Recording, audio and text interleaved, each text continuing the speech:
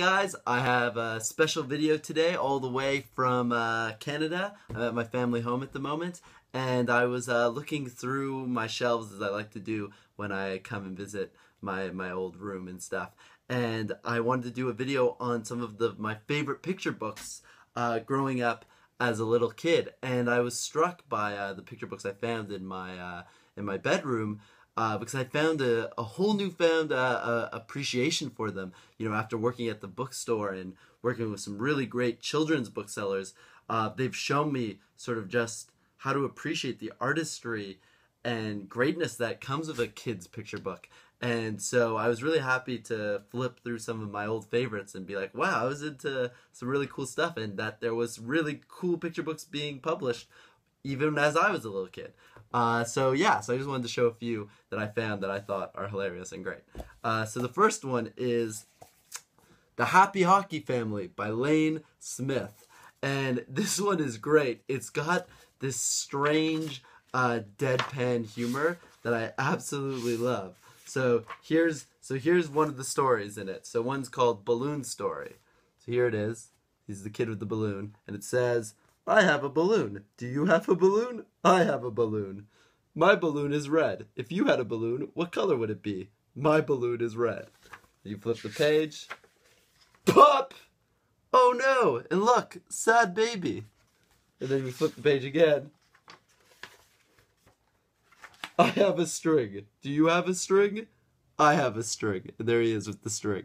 And it's just got this silly humor all the way throughout. So the next story is called Holly's Boat, and I won't go through it all, but basically she's like telling the boat about, why won't you float away?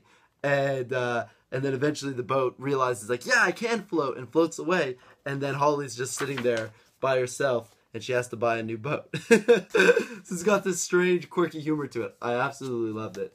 I highly recommend The Happy Hockey Family by Lane Smith. The next one is really interesting. I used to describe this book, Go Dog Go, as my favorite Dr. Seuss book.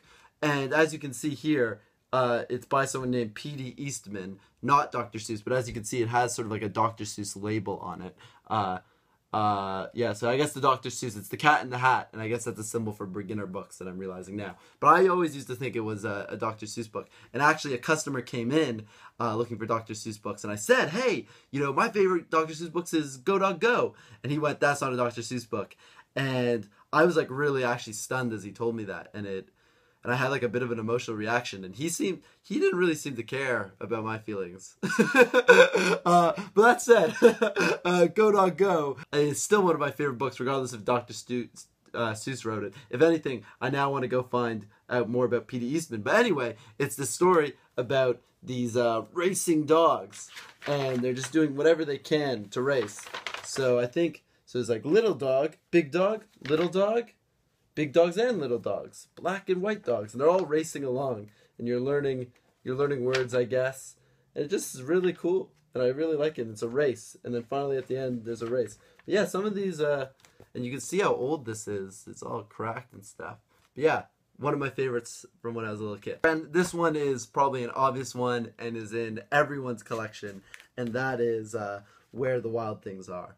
And it was just so cool to see my old one, because you can see, like, look, the spine is all destroyed, and just from so many readings.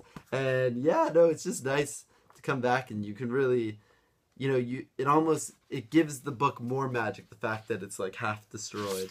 So yeah, there it is, the beginning of him going down, on the boats, wild things. Ooh. So, and then the next one, it's two books, but I have a whole collection of them, but I just took two of them, and that is Mark Brown's Arthur books. And these were my favorite, the TV show and the books growing up. I loved these books. And when I was younger, I used to appreciate, I liked the newer ones more. So this is Arthur's First Sleepover, and the drawings are much more in accordance with how the characters looked on the TV show.